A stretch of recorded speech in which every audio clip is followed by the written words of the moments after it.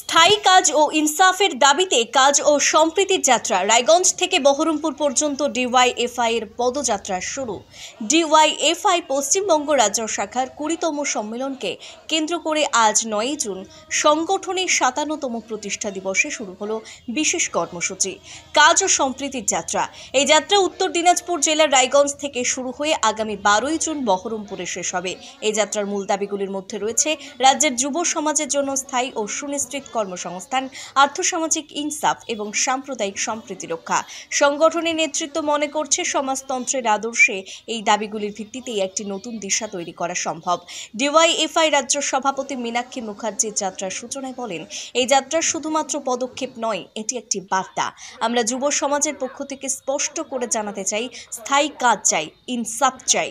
সমাজতন্ত্রের লক্ষ্যে ঐক্যবদ্ধ আন্দোলনেই জয় আমাদের নিশ্চিত। পদযাত্রায় বিভিন্ন জেলা থেকে যোগ দিচ্ছেন হাজার হাজার যুবক যুবতী। যাত্রাপথে জনসভা, সাংস্কৃতিক পরিবেশনা ও বিক্ষোভ কর্মসূচির মাধ্যমে সরকারের কাছে দাবিপত্র তুলে ধরা হচ্ছে। নেতৃত্বের মতে এই কর্মসূচি যুব সমাজের মধ্যে নতুন আশার সঞ্চার করবে এবং বিকল্প রাজনৈতিক আদর্শের দিশা দেখাবে। ডিওয়াইএফআই এর পক্ষ থেকে জানানো হয়েছে, যাত্রা শেষে বহরমপুরে একটি সমাপ্তি সমাবেশ অনুষ্ঠিত হবে, যেখানে রাজ্য ও জাতীয় স্তরের নেতৃবৃন্দ বক্তব্য রাখবেন।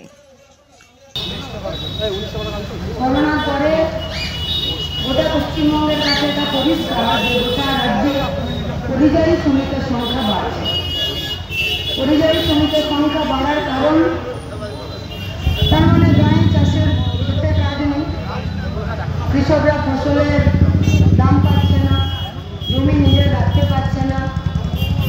আগে গাঁ ছেড়ে লোক শহরে যেত কাজ করতে, মানে হিমতাবাদ, দিঘাহাট, ভাটল, নাগর থেকে সব ছেলেমেয়েরা আসবে শহরে কাজ করতে। শহরে কাজ হবে, দোকানে, বাজারে, হাটে, রাজমিস্ত্রির সাথে রোড কনস্ট্রাকশনে কাজ হবে।